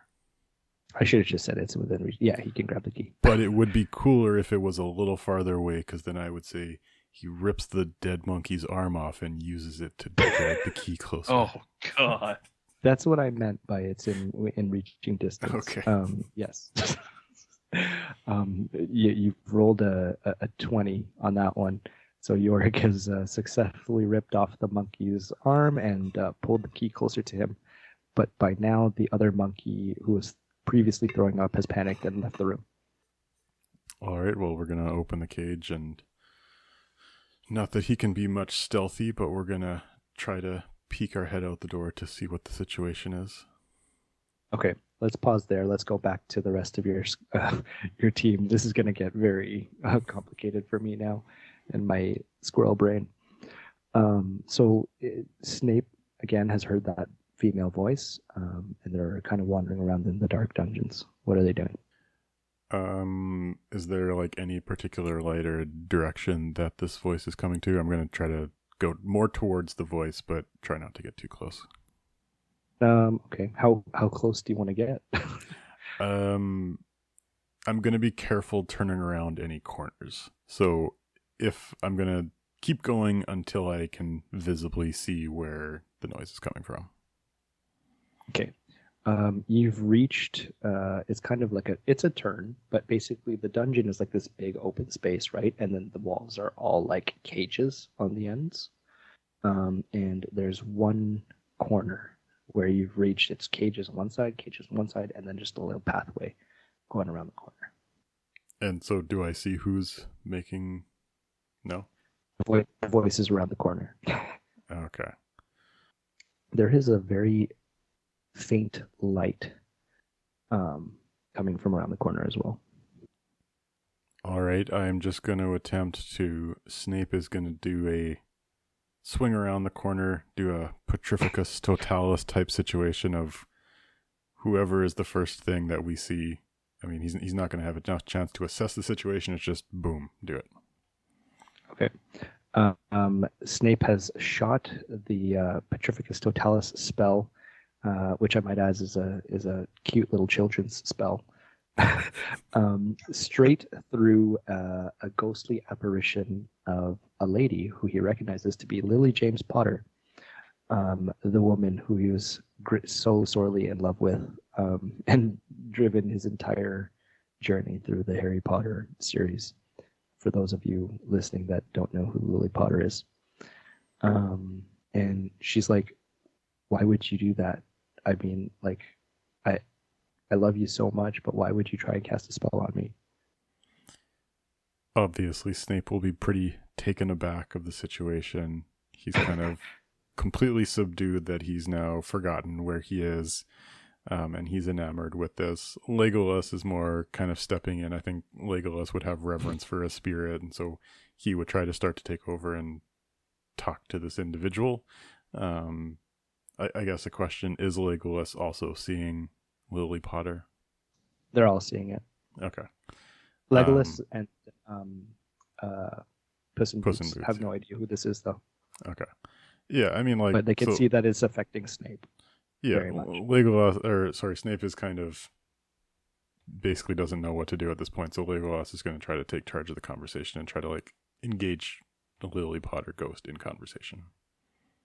Okay. Lily Potter, as soon as Legolas steps forward, the apparition of Lily Potter sticks her hand out, and Legolas goes flying into the darkness. Same with Puss in Boots, who was an innocent bystander because he didn't do anything. But poor him, he goes flying into the darkness as well. Now it's just Snape and Lily Potter. Okay, he's gonna ask, how did you get here? Like, what happened to you? I thought you had died so long ago. It's gonna be a very heartfelt moment. Lily will say, "Look, I've just been thinking about everything. Like, what's Harry's father's name? James." James, yeah. James was such a hothead. I didn't like him. I should have stayed with you. Please follow me. Come with me. Let's start over. I made such a huge mistake, and I wish we had more time. But Severus, I've always loved you. Let's do this right. Severus does not believe her, but he is going to follow anyway. So he's starting to regain his senses. He's like, this seems too good to be true. But I'm looking for information, so I'm going to kind of lead. Do Legolas and Puss in Boots, are they conscious and able to follow? They are. They were just kind of like pushed. They'll follow at a distance. Okay, they're chasing, but they hear monkey guards closing in on them in the darkness. And Snape follows Lily, who seems to be leading him towards a staircase, a lit staircase. And Lily, as she's leading him, she's facing away. She turns around, and now she has like a very scary snake head Medusa face. It's not actually Medusa, but I'm just painting the picture. And she lashes out at Snape. She is some evil spirit who's firing magic spells at Snape. I mean, Snape is going to counter. I forget what that spell is called, but what's There's the blocking? Different ones. No, there's like a specific blocking one, I thought. Anyway, I'm not going to read all this list. But he's not trying to attack, he's just trying to defend. Okay. Oh, he still loves her. That's sweet. He's successful. He's a pretty capable wizard. He taught defense against the dark arts for a little while. He's successful, but he is very quickly being overwhelmed by the onslaught of Lily's apparition. And he can hear flying monkeys closing in from the other direction as well. Now they're in all directions, and there's still the staircase in front of him, but on the other side of Lily Potter. going to attempt to do a spell to push her out of the way. I don't know if, like, maybe going to attempt to do something like a Expelliarmus or something that's a little harmless, but to see if his magic can work against her. Okay. He casts Expelliarmus. It is completely ineffective because that is the disarming spell, and this is a ghost who is not holding anything. Lily Potter rushes for, or the ghost of Lily Potter rushes forward. Her ghost envelopes Snape, and as Puss in Boots and Legolas reach the two of them, they both disappear. So those two disappeared, but Snape is still there, enveloped. No, sorry. Snape and the ghost of Lily Potter disappear. Legolas and Puss in Boots were too late to help. All right. Well, they're going to continue up the stairs and see what they can find. Okay. So they come up the stairs. They hear the roaring of a very large polar bear, and the chittering of flying monkeys upstairs, maybe about 2-3 floors up. What's your next move? Well, if they hear the polar bear, they're going to go try to meet up with him. Okay. They turn the corner, and there's a battalion of flying monkeys in between them, but in the distance they can also see Yorick down the hall. They're going to fight their way through. They're going to try to attack on both sides. Obviously, Legolas is not going to shoot arrows, because obviously if he gets through, they might hit Yorick, but he's going to have his trusty daggers. I wouldn't be that mean, but okay. Legolas being Legolas, he cuts through 90% of the monkeys, and now Yorick, who is a polar bear, clearly rips through the rest of them, and Puss in Boots is just cleaning up. He's like walking over the bodies and just kind of like stabbing the ones that are wounded. Sorry, I kind of took control of your team there. That's fine. That's exactly what they would do. Although okay. I would say Yorick probably cleans up more than Legolas. Fair enough. Your team has been reunited, and you're just in the hallway in the midst of all these dead flying monkeys. Let's pause there. Return to Peter. You guys are all in the pantry again. What would you like to do? Well, first, Radagast would tell them that the mouse said, "Oh, the third floor for the orb." after they, but then Forge and Mad Mardigan kind of recount like, okay, this is some serious magic we're dealing with here. So they're going to wait for an opportune moment to sneak and find either a servant's staircase or a staircase that they can get. First of all, situate where they are on the floor. I'm assuming they're on ground level because they came up through the mines, and try and get up to that third floor. Okay. No, they're successful. They get up to the third floor, but as they turn the corner into the third floor,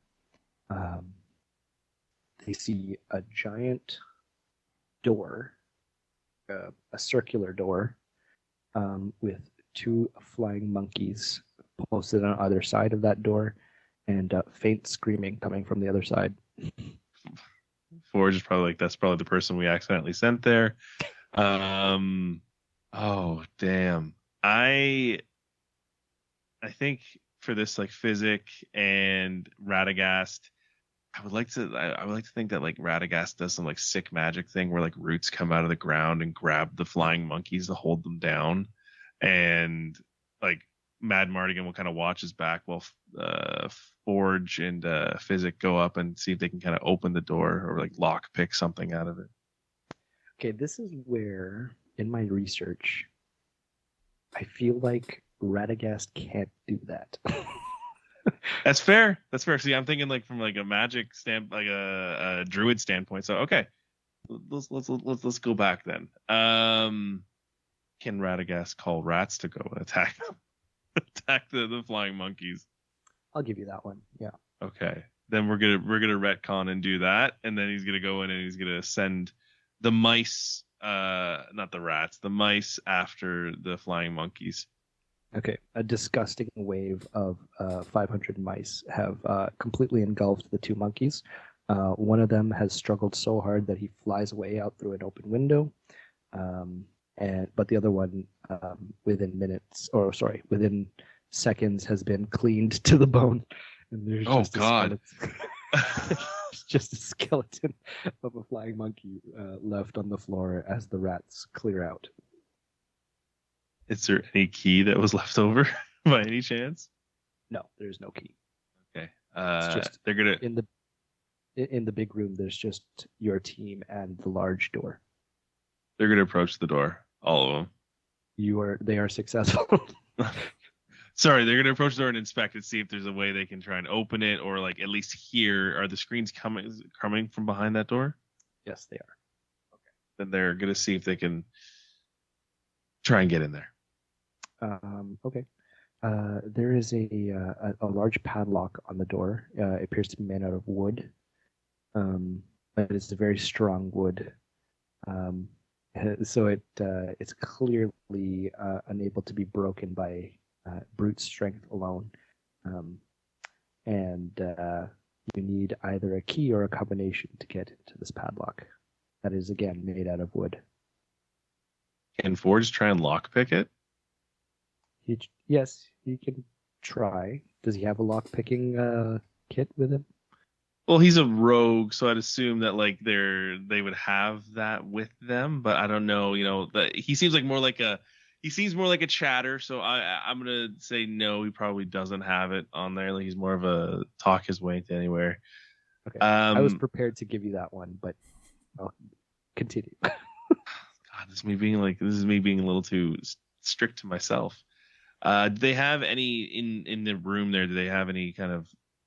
Are there any keys, any combinations? Are there any extra doors, or is this just like one hallway? Just the skeleton of the eaten flying monkey guard. Oh damn! I guess I'm gonna lockpick it then. If you're gonna give it to me, I'll try and lockpick it then. If that's cool. If you're using one of the bones of the dead monkey, sure. Absolutely. That Forge just takes a rib bone or a finger bone and just like starts to lockpick. Okay. This is surprisingly successful. The lock falls off, the door slides open, and to Radagast's dismay, it is, well, there's good news and bad news. It is a very large room, which is the vault, but on the far end of the room is the orb, which is what you're all looking for. But along the walls, it is a taxidermy room, which think Ace Ventura. That's exactly what I was thinking. Yes. So every animal that you could think of and every single space on the wall is lined with the heads of dead animals, which is, to put it mildly, horrifying to Radagast, who is, let's say, losing his mind a little bit. Oh yeah, for sure. He's curling in a ball on the ground. I think Forge now seeing his opportunity as a little bit of a, won't really care too much about that. He's going to try and assess the area. Are there any traps on the floor that he could kind of suss out? There are no traps. He can tell there are no traps. I will grant him this. Okay. I think Physic will pick up Radagast in his and just kind of cradle him because he's a giant, right? And bring him closer to the orb, and hopefully they can calm him down. Like the main thing they want to do is calm him down because he's going to be the one that's going to know what to do with this orb. Okay. As he's doing that, he notices that in Radagast's terror, he is summoning rats back into the room who seem to be very aggressive to everything. So they're ripping all the treasure apart, being a little aggressive to your team. But Radagast is still fighting that a little bit, but running at a time. And your team is surrounded by rats. And it is at this point that Forge calls out into the distance, "Oh, hey Zorg, We're here. Oh no. And we'll pause there. Carson, we'll return to you. We've left Legolas, Puss in Boots, and Yorick in that hallway of carnage. What is your next move? Presumably they've talked a little bit and kind of shared what happened with Severus. I feel like Puss in Boots maybe doesn't care as much. He just wants to proceed with, like, he's a little bit more self-centered, but I think Legolas is kind of appealing to Yorick's as a, like, more humanity side to say, hey, we got to go try to get Severus, and we also don't know where this orb is or where to go, so kind of seems like the natural next step is that we should try to search for Severus. Okay. Let's say they continue down the hallway, and they pass a large painting where they see Severus in the painting. And this, as we all know, in Harry Potter land, means that he is dead, and this is the only representation of Severus remaining in this world. So, what does your team do next? Is there anything else in the painting that would provide any clues? There's Lily, so that's nice. The ghost of Lily that essentially killed Severus. But there is also the you don't know this right now, but it is the room. They're standing in the room where the two monkey guards were and the big vault door was. I'm gonna throw you a bone here. Are they able to talk to Severus at all? Yeah, for sure. Well, they're gonna ask if he's okay because presumably they don't know about Harry Potter land and their customs, but I think they'll ask that first. Well, Severus responds with a very touching monologue about how he's dead now, but he's okay because he's with the love of his life, even though he knows it's not real. But in his mind, it's real, and this is how he'd like to spend the rest of his life. It was much better than real life, and he doesn't care much about the orb anymore. Okay. Great. Good for you. Glad that you've found happiness in your life. Can you help us find the orb? Yeah, I mean, again, I don't really care about it, but sorry, maybe I should do an Alan Rickman voice. I don't really care about that's not working. Sorry. I don't care about it, but I am standing, like this picture, I am standing in the room with the vault where the orb is. But let me go check the other painting that I can walk over to, because there's a painting in the vault, and then I can see if I can let you guys know. Just keep an eye on Lily for me. Don't let her go anywhere. So Severus leaves, and he's gone for a little while, and more monkey guards come, as well as Jessica, the ninja lady. Okay. I'm going to attempt to have Yorick and Legolas face off against the monkey guards and have a one-on-one with Jessica and Puss in Boots. Oh, cool. Okay. This type of movie ending is right up my alley. So there's a nice little duel going on. There's a lot of monkeys fighting Yorick and Legolas, so they cannot help Puss in Boots. So there's two ends of the hallway. Puss in Boots on one side, Yorick and Legolas on the other side. In the distance, Legolas from behind Puss in Boots, sees an orc berserker with a big torch running towards them. He's having PTSD flashbacks about Helm's Deep. What do we do? Ooh. So, sorry, what type of like room am I in? Is this like a big room where there's a lot of? Is this like a hallway? It's just a hallway. So it's like a similar hallway to where they killed all those guards before, and it just has that painting on the wall, and it goes down to a staircase on the side with Yorick and Legolas. It's just extending past where they can see with the orc berserker on the other side. Okay. Well, while Legolas may see some PTSD, he also sees a chance at redemption because he shot that orc berserker before, but he didn't get the job done. So he is aiming for the feat, attempting to bring this individual down before they get too close to the group. All right. So this is just so you guys know, I wasn't planning to have Snape die. I was planning to have Puss in Boots die from the Urukai, but this is a nice change. So Legolas is successful. The berserker falls right at the feet of Jessica, and explodes, taking out the ninja second in command of Zorg. Kind of in a really anticlimactic way. She didn't really do much in this story, but it clears one side of the hallway. Puss in Boots might have a concussion, but he's okay enough to carry on. Well done, Legolas. At that same moment, Severus Snape has returned, and he kind of points them in the direction. He's pointing down where the explosion has happened, and it has opened a hole in the castle, in the floor, to where they see a skeleton of a monkey, a flying monkey. Yeah, I mean, they will proceed inwards. Is Puss in Boots like totally knocked out, or is he still around? No, he's fine. He's okay. He's kind of shaken up, but he can continue. He died and he's on his second life now. No, I won't kill Puss in Boots too.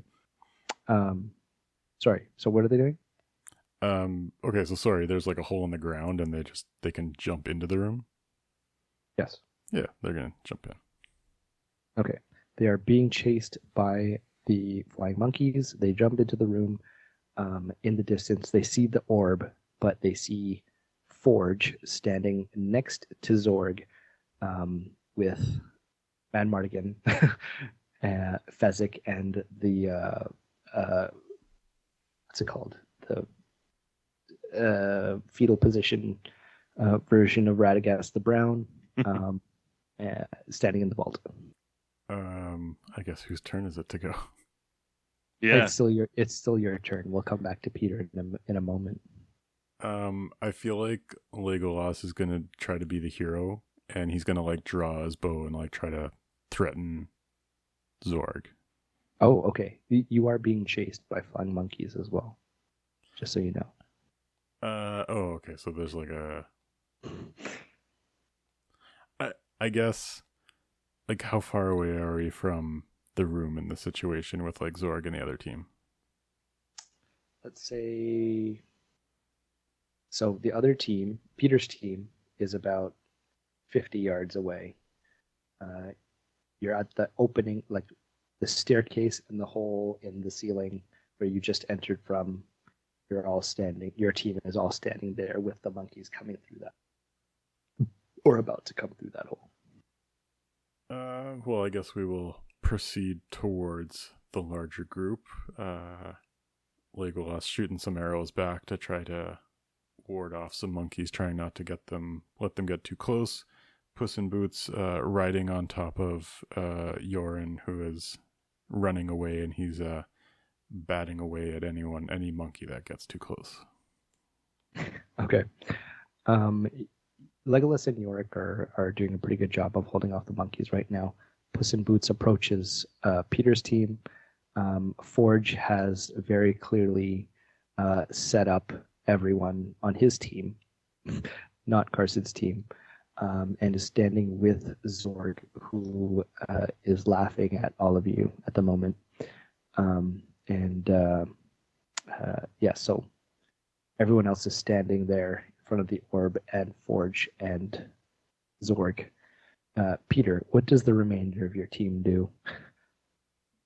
The rats are surrounding us right now.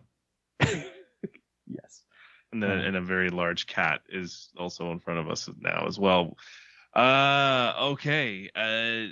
I think what's gonna happen is Mad Mardigan's gonna get frustrated with Radagast's breakdown and just do like the share slap, like snap out of it, and try to get him back to uh ship shape and say like we're being surrounded and there are like there's people coming out of pictures now, and now Forge has screwed us over, so unsurprisingly.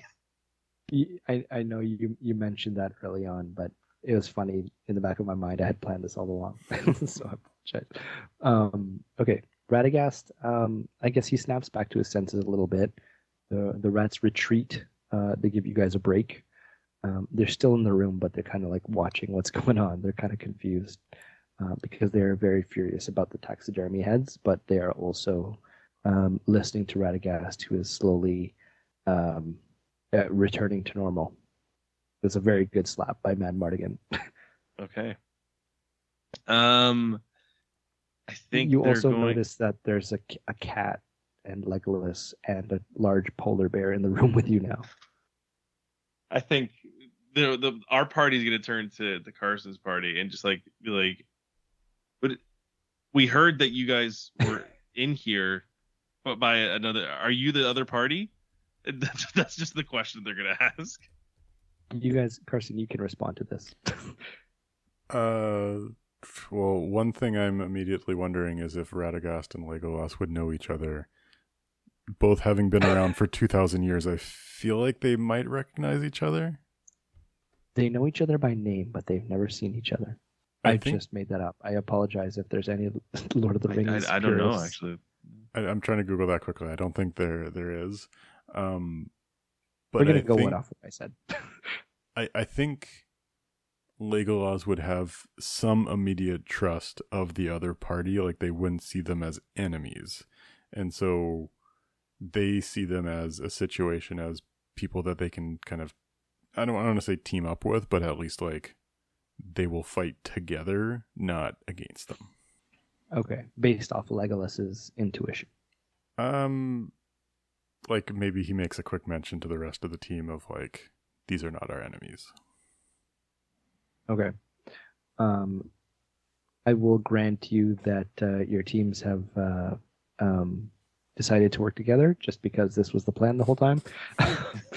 And, but not Radagast, Zorg is now firing large red lightning bolts of dangerous magic towards you guys while the monkeys are coming on the other side. He's firing these indiscriminately, destroying his own monkey guard at the same time while trying to hit your teams. One team now. Is this like our Avengers moment? You know, like I feel like Physic would like if I'm forgetting the bear's name. If the bear would allow it, I think he would jump on him and just like try and like cannonball into like the crowd of flying monkeys while Radagast is doing some like light magic from his to hold back the red orbs kind of thing in the background, and then Mad Mardigan's just anything that's getting past him, he's slashing at them with his sword. All right, so you have Mad Mardigan, Yorick, and who am I missing? Physic, sorry, yes. Yeah. They're fighting off the flying monkeys. Radagast is having an epic magic showdown with Zorg. While this is happening, what is Puss in Boots and Legolas doing? So I think Puss in Boots is like going for the corner of the room, like he's trying to get out of the way. He's also a little bit more eyes on the prize type individual of like, can he see the orb? Like, can he sneak around to something? So he's kind of right now just trying not to be seen and see if he can assess the situation a little bit. Okay. No one notices Puss in Boots, but Forge has locked on. Oh, sorry, no, that's a lie. Forge has noticed that Puss in Boots is kind of hunkering in the corner of the room. He draws a dagger and starts towards, or he puts himself in between Puss in Boots and the orb. This is open to both. What would Puss in Boots do? I feel like he would not back down from a fight. I feel like he would engage. It's like a little like a Yoda versus Count Dooku situation here. I mean, you're giving Forge a lot of credit in terms of hand-to-hand combat, I feel, but yeah, we can do that. I don't think he would Also, kill. He would go to try to disarm and get him out of the way. you got it. Puss in Boots cuts Forge's arm off, and the arm holding the dagger. And Forge, in pain, cries out to Zorg, who is currently in his magic battle with Radagast. Could I step in there, and when he screams out for help, Matt Mardigan's going to do the typical like 80s walk over and just punch him in the face to knock him out, and then like look to Puss in Boots and be like, I didn't like him anyways, and kind of thing. We're coming to a nice, tidy Marvel wrap up right now. Yeah. So let's say Matt Mardigan is successful. They have a nice little quip. The audience laughs. Their path now is clear to the orb. Who gets there first? I would argue Carson, Puss in Boots just out of like reflexes, but he's also the smallest. So I guess like if it's quick, if it's about quickness, like they're both right nearby. But if it's like a sprint that's more than like 5-6 meters, then I would say not Puss in Boots. I was gonna say, if you have a D20 in front of you, we should just like roll to see who gets the highest number. I have one. All right, do you want to go get it? Let's just do that. That'd be fun. Let's make it real D&D for one moment before we wrap things up. I always keep dice on me. As well, you should. All right. I knew this Carson, would come in you're handy first. at some point. Okay, Carson's rolling for Puss in Boots right now. Oh, hold on, that's a D12. But as you are rolling, Yorick and Fezzik are slowly being overwhelmed by flying monkeys. Oh damn! I got an 18. We're on the Oh, I got a 9. So you literally get there. Puss in Boots reaches out, grabs the orb, and time stops for everything except for your two teams. Puss in Boots is glowing with red energy. What does Puss in Boots do? I feel like he would, not a particularly vengeful person, he would at least pause the situation and take all of the team members, with the exception of Forge, and kind of transport them to a different room with the bad guy, but just the bad guy. With Zorg. Yeah. Oh, okay, interesting. Okay, you all find yourselves back in the pantry, because Puss in Boots is not creative. You're all standing there, minus Forge and Snape, who is dead, and you're all standing there with the orb. What happens now? This is open to both of you. Just to get the bad guy out of the situation, I would say he turns him into like a mouse or something. I don't know what powers he has right now, but if he's able to disarm him in some way, turn him into a non-threatening creature. All right. Zorg is now a mouse. Radagast puts him in a wooden cage that he has. That's now his. Cute. Yeah, now Puss in Boots is the one with the power, but I guess let's leave it up to committee. Does Puss in Boots agree to share power, or does he just make the world in his own ideal state? I think Puss in Boots would want to be in charge, but he's not like an evil person. Like he wants his friends to also succeed. And like, sure, the other team is also friends of his. So he would want to be king of the kingdom, but he would want all like the other people to have their successful version of their lives, so long as they don't also want to be king, which I don't think anyone of the groups would clash too much with that, because I think they have other things they might want to do. Now, Forge would have been the only one that probably wanted to be king. Yeah. All right. So yeah, I guess I'm not sure where to go, where to go from here. You guys are both successful technically. Are there any objections, or does Peter, does your team have any requests on how they would like the world to look like now? So, I mean, Radagast is going to ask for like a big forest that just kind of like just apparates out of nowhere.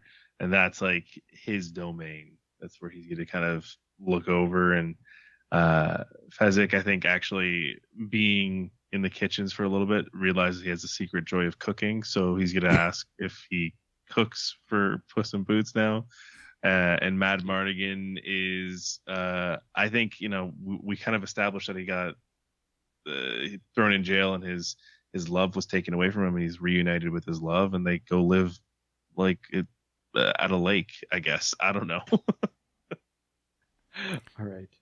Yeah, I think like Legolas, like he maybe goes to the same woods with Radagast, and not like they're neighbors, but like they can share some domain and be at peace together. And Yorick wants nothing to do with the forest. He also wants isolation and to kind of go off and build. So, and you probably know more about Yorick than I do, but I believe he was a leader of a clan or something, and then it kind of got taken away from him. So I think he wants to restart that in his own kingdom. He doesn't need to be anywhere in the current situation. That's really nice. So your teams all kind of just about face and then just walk into their own opposite directions into this new world that they've created. And the little tiny mouse in Radagast's wooden cage goes along with him, but his eyes glow red, signifying that there will be a sequel someday. Maybe not on this podcast, but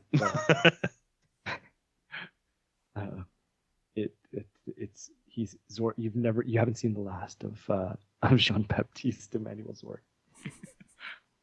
Perfect. That was fun. Thanks for joining the episode, Peter, and thanks everyone for tuning in this month /week / whatever our cadence is.